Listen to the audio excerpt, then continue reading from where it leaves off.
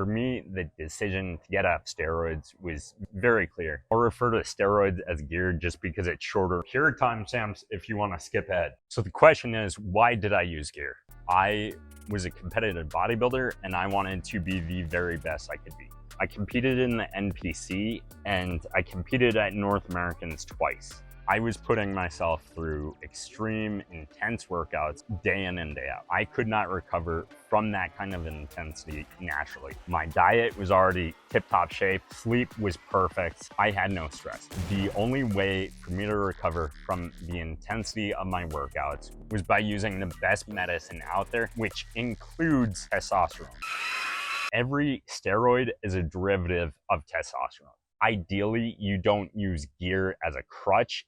You use it to make things that are impossible possible. Anything's possible! People will be like, aren't you afraid of losing your gains? Not really. Right now, I'm only lifting once, maybe twice a week. So yeah, I will lose gains. I'm not eating precise at all. I always identified as the lifter, as the bodybuilder. And this motorcycle journey is very much, what else do I have to life when those things are no longer accessible? You will reach a point in your life due to age where no matter how hard you try, you will atrophy. That was something bitter that I wanted to deal with. I actually interned with Kevin Gallagher, the economist illustrator. He was point guard at Harvard. I asked him, what was it like to lose that skill set due to age? He said it was okay. He can still go to the gym. He can still feel strong, relative speaking. The one thing he said is, the great thing about art is you can pretty much always get better at it and it's not age dependent. I'm a month and a half off of everything. I did my PCT. What is PCT? PCT is post-cycle therapy.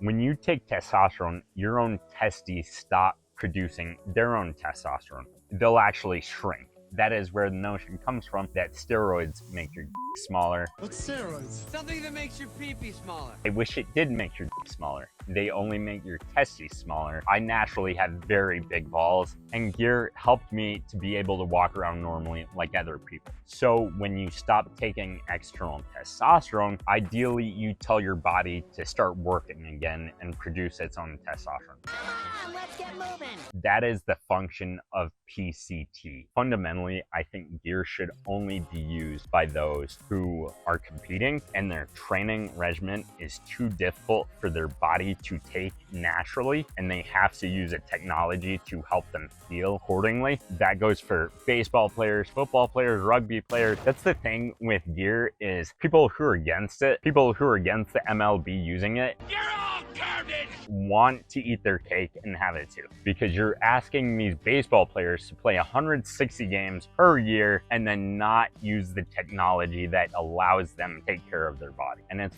disgusting. It'd be like asking you to show up to work, whatever you do, and then just not having a desk to work at, not having a car to get there, and just having no empathy for you at all. The gear is a necessity. It makes the training possible. To remove the gear, it's a little bit like showing up to the Tour de France without a bicycle. Everyone has a bicycle. You need a bicycle to race. Everybody's on steroids. But the bicycle isn't going to be what helps you win. You go ahead up here. The reason why your average Joe just can't load up on gear and win competitions, your body actually becomes hepatotoxic at a certain threshold. So there's a point where the cup is full. It's a little bit like food. Yes, you need food for energy, but if you eat too much food, you're gonna be throwing up all over the place. Your body is no longer concerned about preparing for the next workout. It's just concerned with self-preservation, not dying. The thing that general society does not know about gear right now, gear is very much a standardized commodity. For example, 250 milligrams of test enanthate is going to be the exact same potency across the board. There are two types of manufacturers. There are underground labs and there are pharmacies. Underground labs just means that someone, or sometimes a large company, is making the product to be sold illegally on the black market. Pharmacies make farm grade products. Farm grade is viewed to be better than underground labs. However, with underground labs, you're gonna have trusted companies where what's on the bottle is what is inside the bottle. When you get into a certain level of competition, everything is farm grade. If you can choose to eat better or sleep better or party less and you can recover from your workouts, gear is not for you. You get Nothing! This isn't about the health ramifications of gear. If you're going to shortcut the recovery of your workouts, you're not taking it seriously enough to use gear. You're not going to do due diligence with how to properly run gear. And it's something that you don't really want to be wrong on. Gear is not a health risk if you know the substance, if you know the side effects, and you know how to counter the side effects. D-ball was invented in the 50s. We've had this for over 70 years. We're born with testosterone. I fundamentally believe society will change perspectives about gear within the next 10 years. I think a lot of sports are gonna open up about how gear is at play within their leagues, because the only way these players are able to show up with the intensity that they do for 160 baseball games a year, 17 football games a year, is by using the best medicine out there. The other people who should be on gear or testosterone are people who are aging, where their body cannot naturally produce enough testosterone for them to be healthy. And I think that number of people who have low testosterone is a lot higher than people would expect.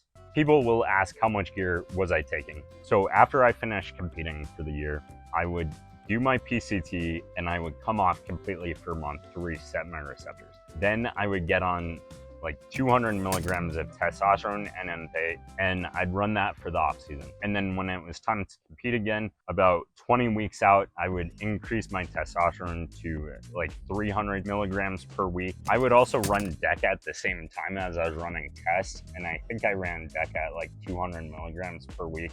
You can believe that or not. I really don't give a For context, a very high testosterone replacement therapy, TRT dose, would be about 200 milligrams per week. They'll start people off typically at 100 milligrams per week. Some people might have amazing genetics when they take gear. For me, it always came down to diet, cardio, and sleep. Those things were the big things that influenced the way I looked. Little things. So like instead of eating whole wheat cereal, eat actual oatmeal. Instead of being so reliant on whey protein powder, eat more eggs. And if you're full on vegan, then God bless you. I knew some of you guys who competed. Respect. Do I imagine I'll use gear in the future? When I return to training 4 or 5 days a week and my diet is on point, I would love to use gear again. For me, it's all about what is the very best I can be.